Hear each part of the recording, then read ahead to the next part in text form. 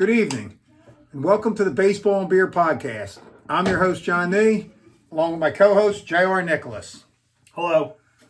So, folks, since our last podcast, the Phillies have now gone 7-3 with series wins over Miami, the A's, and the Rockies. They seem to have righted the ship a little bit under Mattingly. Yes. They're playing a little better. That could have something to do with the schedule, right there. So they won. How many games did they win on? Like 3 out of 4 in Miami, right? 3 out of 4 in Miami. Because they played that Monday game, and then they came home and they played the A's, and they won 2 out of 3. And then they just won 2 out of 3 versus the Rockies. Rockies. The Rockies. 2 out of 3. They got blown out in one game. Right, and they got blown out. The game I went to was that Thursday giveaway. Yeah. That was the last game. Right, they gave out the hats right here. Yeah. Man, did Painter get shelled or what? Yeah, he got lit up. That game was awful. We were more interested in the Flyers about third inning. Yes, remember? It was awful. It's terrible. It was awful. Not a good one. But they bounced back and they won the series versus the Rockies, which was important because you got to beat the Rockies. Yes, absolutely. So that went well. Yeah. That was a good homestand. It was a good homestand, and this road trip's going to be important before we come home and play a very good Reds team. Yep. We're going to talk about. We'll talk about that when a little I get bit. to this beer. I mean, they're 10-3 under Mattingly. They cracked they sit at 19-22 right now. Not great. Unfortunately, they picked up only one game on the Braves in the last 13 games. I'm not worried about the Braves right now. They're still 9 back there. So for all intents and purposes, like we talked about this last week, division's probably lost. I mean, the Braves would really have to go in the tank. They really have to fumble. Phillies would have to play above their heads, and I really don't see that happening. They're 4.5 back in the wild card. That's what they're probably shooting for last year. I mean, look, Cincinnati got in last year with 83 wins. They got some help though, because the Mets took a shit. Yeah, remember they. I don't think that's happening this year. 83 wins ain't going to cut it. I don't think the Mets are going to surprise anybody. I think they're going to be pretty mediocre and try to be a 500 team at the end of the year. Yeah, I'm not really worried about the Mets now. There's the wild card teams. You go, look, LA's going to win their division most likely. I know San Diego's technically in first right now. Yeah, it's going to be the Dodgers. Yeah. It's probably going to be the Cubs. Cubs are good. And it's probably going to be the Braves. So you're talking, Milwaukee, St. Louis, the Phillies, San Diego, Arizona, teams like that vying for the 3 wild card spots. I think it's going to take 86 or 87 wins this year. And to put that in perspective, the Phillies would need to go 68-53 starting tomorrow night in Boston. Oof, that's a lot. It's 15 games over 500. That's not asking a whole lot. Yeah, but it's still a lot. That would put him at 87 wins. That would probably be enough to get into a wild card. So, look, can they do that with 141 games to play? Sure. You'd be 15 games over 500. I don't see why that would be a problem if this team, can get hot and do what they're supposed to do. And we're going to talk about that in a minute after we talk about your beer. What we have going on with this team right now. Jump into with that beer. Excited for my business person special. I don't go to many of those anymore. Check this out. This is Rhinegeist from Cincinnati. Cincy made. Not bad. It's an Imperial IPA. We're drinking a big IPA. We'll drink some summer beers eventually. But I was excited. Yeah, we're not dipping our toe in the pool with this one. But I got this because I eventually want to get to Cincinnati. Now, they play in August. We were talking about it before we podcasted here. Yeah. It's too hot. And if they play early or late in next season's schedule, I'd like to fly out there. You fly into Kentucky, and then you go across the bridge and you get downtown. We could kind of figure out the hotel price wise as like we do in Pittsburgh. Yeah, go from there. And go from there. But this Rhinegeist, as we were going on, as you started talking, John, I brought up the map. I believe this is kind of walkable from Great American Park. Okay. It's in downtown, and it's kind of a big deal, and everybody talks about it in the beer group that I'm in on Facebook. We'll have to do our research on it. So I would definitely want to frequent Rhinegeist. It's definitely a big one. I'm still tasting that. Yeah, it's got a punch. Yes, it does. Yeah, there's a little bit to that. Oh, that's cool. Yeah, there's a little bit too. It's got a little bit of bite at the end. That's a kick in the face right there. It's really good though. Jeez. Yeah, a couple All right, cans so of that. I want to go to Cincinnati, see them play the Reds, see Great American Ballpark, get my chili on. Chili's a big deal out there. Yeah, it's going to be a rough night. I'm going to have separate hotel rooms for a number of people. I don't know how I feel about Chile seeing a Reds in the summer. When I'm out there seeing the Eagles-Bengals game. I saw the '88 All-Star game at Riverfront Stadium, and we saw fireworks and stuff, and it was like sponsored by the Chili Company, which is like a big thing out in Cincinnati. And they have the Coney Island dog with the chili on it and shit. Chili in the summer. Cincinnati's a cool town, man. I want to get out there and I want to hit this Rhinegeist and some other breweries and do basically the same shenanigans we do in Pittsburgh, which unfortunately I'm not doing with Liam because his friends are away, you guys are away. Yeah, we're away. It's a lot of money. I went to Chicago. I spent a lot of money. Blah. So I'm going to skip Pittsburgh this year. Maybe Washington later in the season. Yeah, Washington or I'm definitely going to Baltimore on Saturday, August 1st. Down to see the Orioles. And I'm going to go up early. I'm going to go to Union Brewing, and then I'm going to go to the Pratt Street Ale House with the Days Inn right next to it. Yep. 2 years ago. 2 years ago. I remember. Yep. Pretty filthy. Yes. It was a good day. I remember. Good day. So yeah, cheers to Rhinegeist and. Cheers to summer beers. We'll get with some of those a couple more in further future podcasts. Right. So back to anyway, folks, like we said, the Phils seem to have righted the ship right now. Could have a little bit to do with the schedule right now, but anyway, 10-3 under Mattingly. A little bit of small ball. Yeah, they are playing some small ball. I like the bunting for a hit. Stott tried to bunt for a hit the other night. Yes, he did. It didn't happen, but he tried. It's like early in the count. Boom. So I like it. What I want to do here tonight is the reasons why I do believe this team can get to the 87 wins and a reason why it may be tough. And let's start out with that first. So let's jump right into it. The flaws that this team has so far that we've seen this year.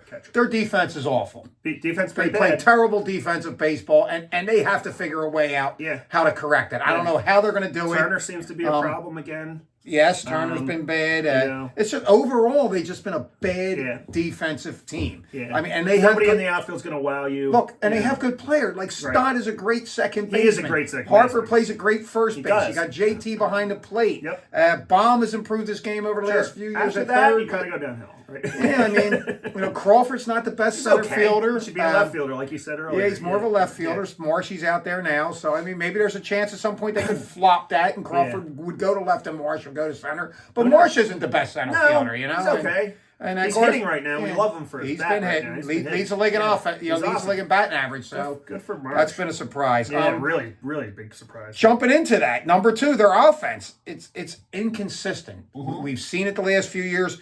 It's still inconsistent. Now, with that being said, the recent play over the weekend of Stott and Baum, that'll go a long way, and Turner warming up towards helping this offense get a little more consistent. Baum had a good weekend. Stott had a good weekend. Yeah, Baum snapped out of it. Yeah. Turner's up to 240 now. That's not what we're paying him for. We need Turner to be up 290, 295. The 35, 40 steals that we expected, the 20 homers we expected. So them three need to pick it up and continue to get a little better. Everybody else, seems to just be doing what we expected. Harper looks like he's playing like an elite player again right now. Good. Garcia's pretty much a disappointment as far as him really being, We'll touch on why I believe they're good. Right now, let's get back to the offense being inconsistent. That's another reason. And the pitching staff as a whole, which is supposed to be their strong point, has also been inconsistent. Luzardo's been up and down. Yeah, Luzardo's not been good. Yeah. Nola looks like Nola of last year. And the Painter game last night. Painter just does not look ready. He does not look ready for major league hitters at this point. He's getting crushed. Painter got crushed up like us crushing this beer right here. Yes. Yeah. That was pretty. I mean, you know what? I will say this.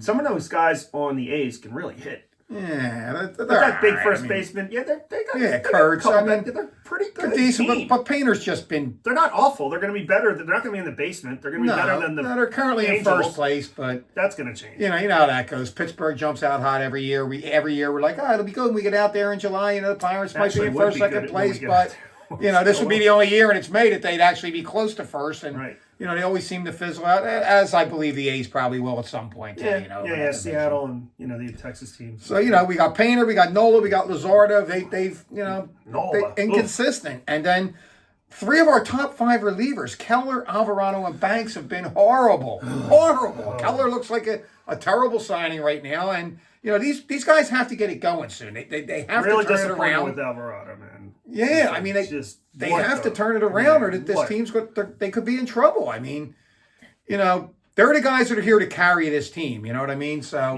you need Keller was supposed to be, the setup guy to Durant, the right-handed setup guy. Alvarado, the left-handed setup guy, and neither one of them are getting it done at this point. Kakara's been okay, and we'll talk about that a little down the road. But Banks isn't really helping right now. He gave a big home run in Chicago when I was out there, and that was like game 2 out of the 4 that they lost. And I, again, was disappointed with his performance. I had high hopes for him at the beginning of the season with the loss of Strom and stuff, but he's just kind of like he's not a setup guy. I mean, I think he's not a setup guy. He's like a 6th inning guy. I mean, Strom's doing a couple lefties.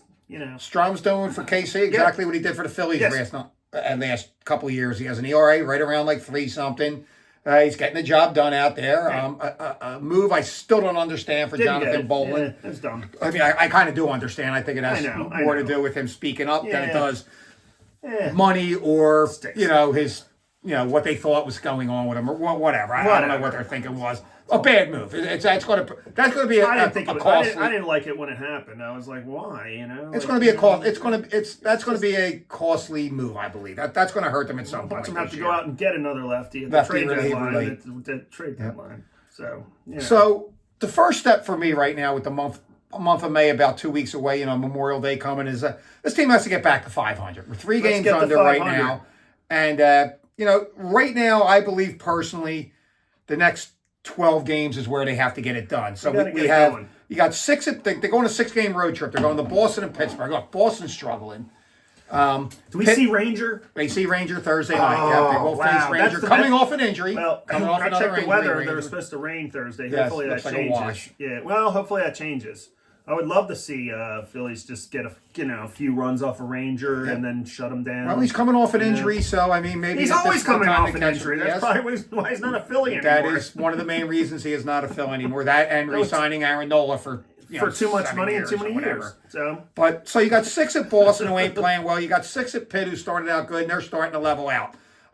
They then come home for 6 with Cleveland and Cincinnati. Cleveland struggling. Cincinnati, Cleveland. Yeah, Cincinnati, Cleveland. Cincinnati's right around 19-17. Cleveland's struggling. Unfortunately, yeah. I think right there, them 12 games, they have to go somewhere around 8-4 to get over that 500 hump. Because after that, folks, they head out for a 6-game West Coast trip with the Padres and Dodgers and end the month of May. And for me, 3-3 on that would be something. You know what I mean? You can go 3-3 there. I'd be ecstatic with that. It must be San Diego first because that watch party is on the 31st. With the Dodgers. With the Dodgers are last. And that's at Interstate Draft House in Fishtown, which is kind of like our pals who we dig are having a watch party. We're gonna check it out. Ryan called right from the airport. So anyway, I mean, in my opinion, these next 12 games are really important towards getting back to 500. They really got to win some games here, folks. Go up to Boston, get the series there, get the series out in Pittsburgh, where they struggled the last few years when we've been out there. 17-23. Yeah, no, Boston's struggling. Cleveland's middling around maybe Cleveland's 500. at 500, but they're in first place. None of these teams are. That division's terrible. Yeah, dude. Pittsburgh's not really doing much. They might be 19-17, somewhere around there. Yes, Pittsburgh is in they're in 4th place. The Reds are in last place, but I feel like they're all about 500. Yeah, they're all about 22 and 19. That's a good division. The Cubs are 27-14. They're really good. But you have to get out there. You got to get some wins from them teams right there. They struggled in Pittsburgh the last couple of years. We know that. The best team in the National League. And then Braves. And then you come. Well, yeah, we know that. And then, like I said, you come back home with Cleveland and Cincinnati. Yeah. Basically, what I like to see this team is go on the road right here to Boston and Pitt. Go 4-2. Come back home against Cleveland, Cincinnati. Go 4-2. 8-4. You're over 500 by a game. Head out to the West Coast. Do your best. Try to pull a 3-3 out there. Come home a game over 500, and you got 4 months of baseball left at that point, and you can start winning.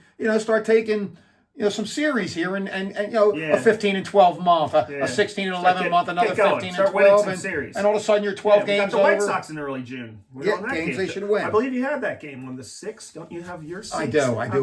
that. We're all going to carpool then because it's going to be head down to that game 4 again. of us and you 2 and whatever. We'll figure it out. So many encouraging signs. Yes.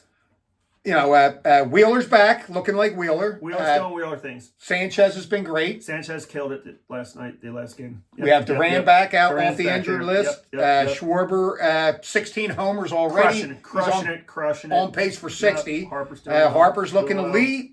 Crawford is holding his own. He's batting around 276. He's playing well. Garcia's been solid defensively. I'd like to see a few more home runs and more. He's hitting 240 right now, which is right about what we expect, 235, 240.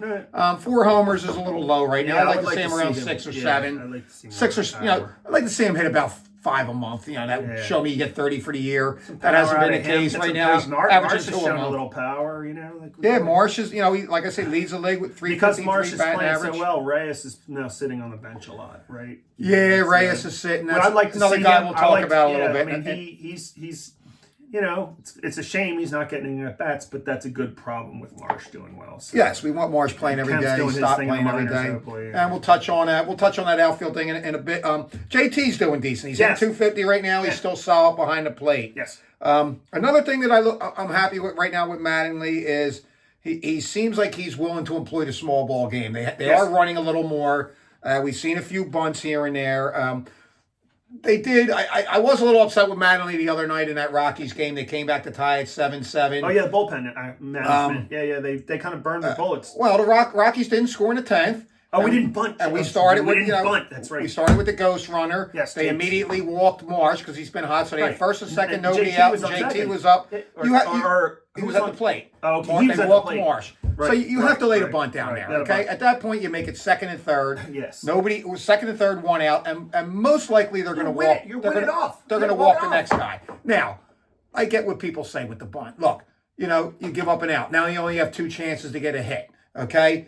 Well, folks, I mean, you fail, a star fails 7 out of every 10 times up. So when you get that bunt down, yes, you only have 1 chance with a hit. Right. Or you have 2 chances with a hit. 2. But anything can happen. A wild pitch, you win the game. Wild pitch wins the game. A walk wins the game because they're going to load the bases, look for the double play. Put the pressure on. And you want the sack fly. So I was a little upset there. I thought, I agree. They should have went and did it. They were talking about that on They didn't. Facebook. Yeah. But, and then again, like I was saying, Stott and Baum also seemed like they had a good weekend. If that can start carrying over and they can start hitting, then things are going to start looking up for the offense a little bit. Yes. What we really need to get going again, Luzardo needs to get back to pitching good. Luzardo and Nola, of course. Nola. Well, I just think Nola's going to be. I think Nola is Nola. He's going to be. He's average, a 500 pitcher. He's going to give up 4 runs every start. We're going to have to live with that. ERA, home runs flying every. You're just going to have to live with 6 innings, 3 or 4 runs. He's going to throw an occasional good game against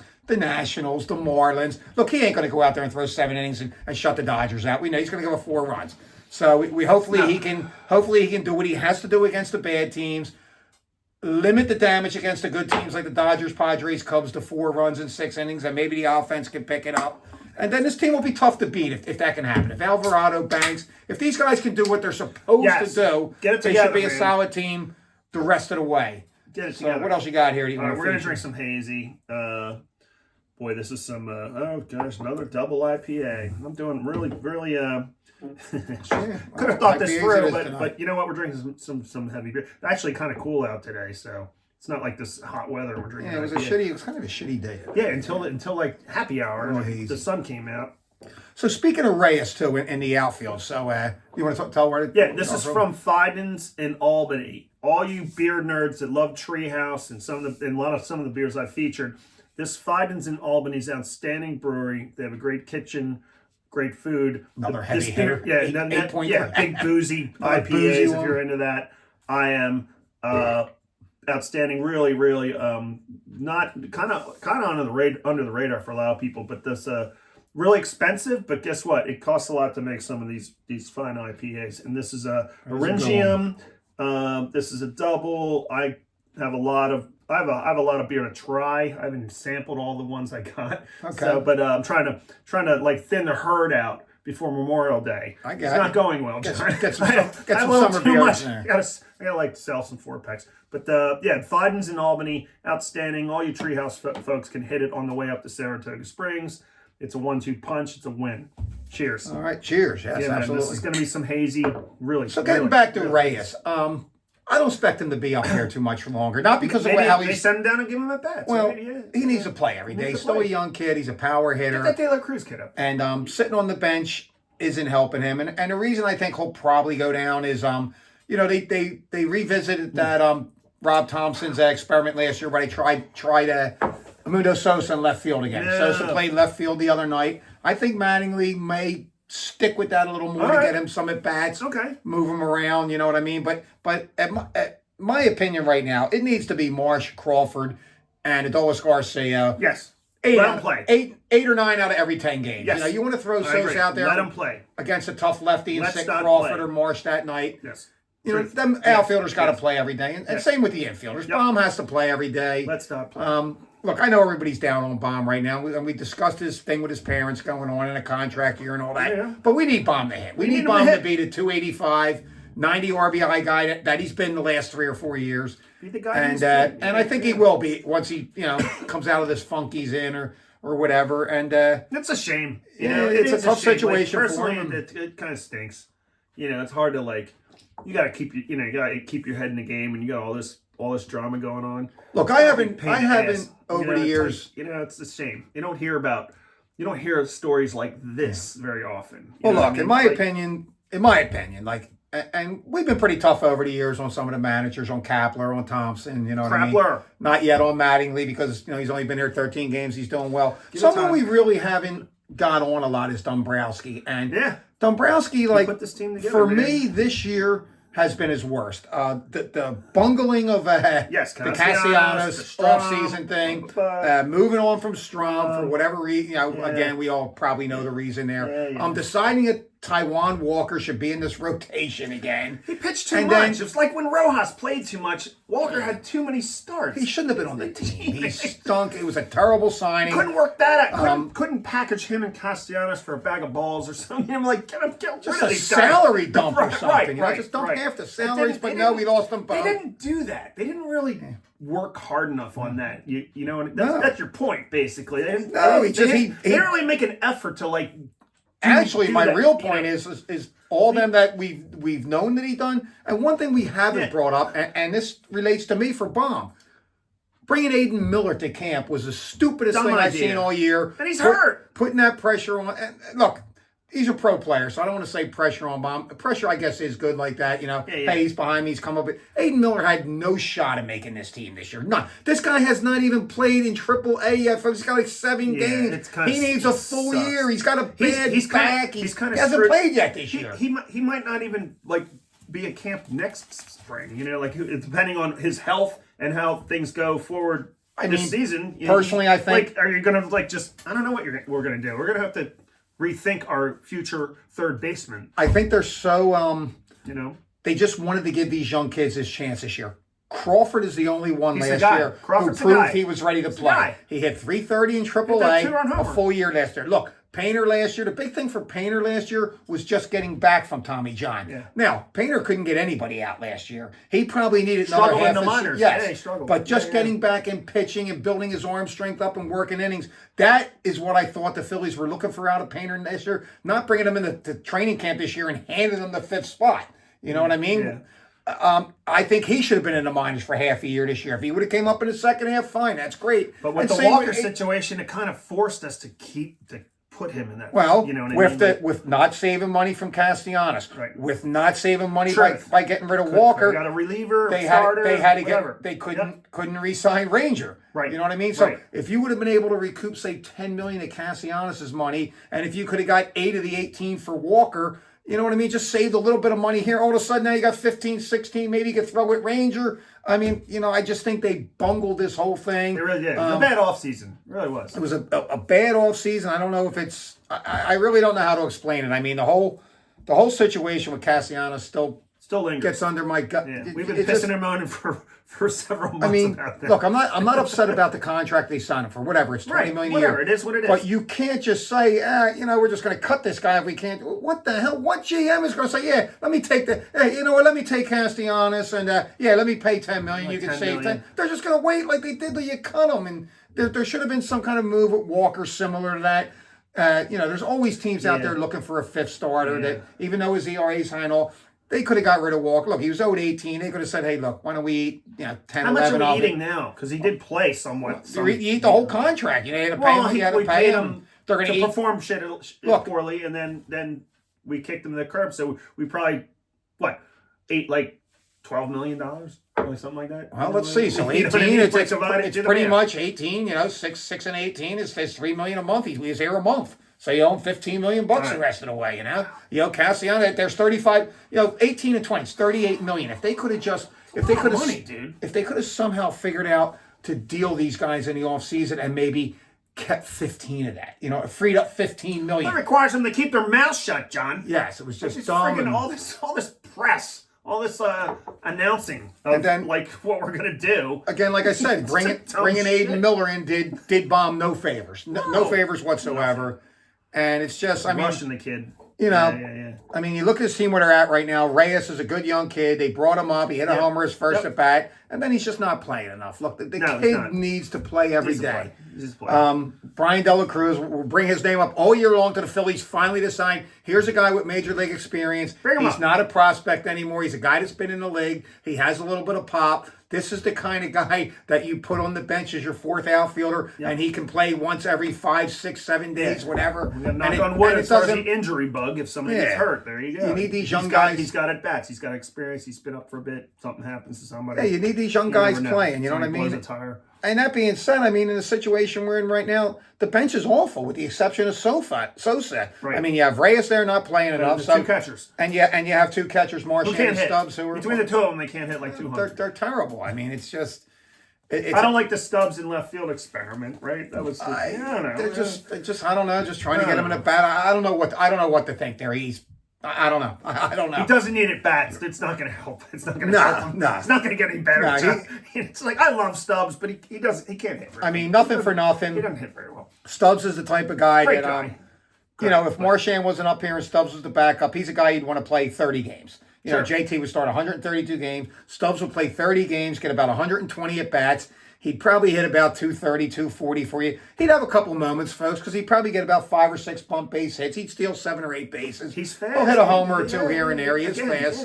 He but could do with the small ball stuff. Yeah, you can do it. He is a small ball type of player. That's it. That's all you got there. I expect a lot of power from him. And Marchand's just been disappointing. Look, very disappointing. He was a young really prospect. sad. He wasn't good last year. Yeah, he just can't hit. Oif. Good defensive catcher. He's healthy because he's not playing a ton, because you also have Stubbs in the mix here. Like, we were always worried about, he was injured in the minors and stuff, right? Like, playing a lot, he got injured, and it's kind of stinks. Basically, folks, that's pretty much all we got. Yeah, like I said, I think the next nice series up in Fenway. That man, I'm jealous of the Phillies fans that are up in Boston this week. It'd be good, really fun week. Yeah, it's always fun to go up to Boston, then out to Pittsburgh. It's a great 2 weeks for Phillies fans. Like, that's a whole experience that's just above, only Wrigley, in my opinion, is at that level of fun and excitement. Well, it's a great town too. It's a great town. You take the train, you take the T. Yep. You just get everywhere. Get your sip on, and just the whole vibe and atmosphere there is awesome.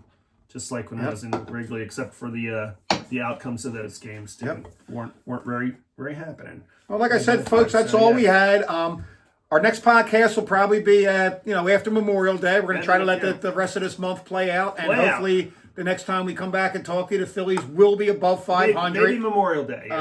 If they are not above 500 at that point, we may got be some in barking to do. We may be in trouble. I really think this team has.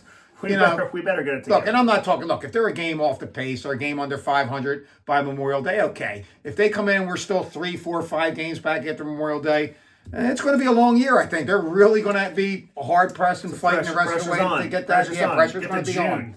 And you're still trying to get to 500. You don't want to be in that point. You want to do it now. You want to do it over the next. Like I said, the next 12 games I think are very, very important. Before the West Coast. And then them 6 in the West Coast are going to be hard. And I personally would be happy with a 500 West Coast trip. 3-3 would be great. Anything better than that would be. They went 4-2 out there, I'd be ecstatic. They must be. It's going to be tough. I'm not going to look. They must be off the day after that Dodgers game. Yes, to come back home. So would that be Monday, June 1st? Most likely. They'd be off. Probably. or Tuesday. I forget. I Maybe, have to look at the schedule. we come at you then. Yeah, well, it'll be after the Dodgers. It'll be after the Dodgers talk series. About we'll come that back because then. I'll be taking some notes and stuff. We'll be like kind of like we're gonna Give it a couple weeks. 2 weeks from tonight. 2 weeks from tonight. Yeah, let's. Well, do folks, it. have a great rest of the week. Let's have a killer road trip here. Let's go, Phils. And then get it together when we come back home. Cheers. Yes, we need them to get it together.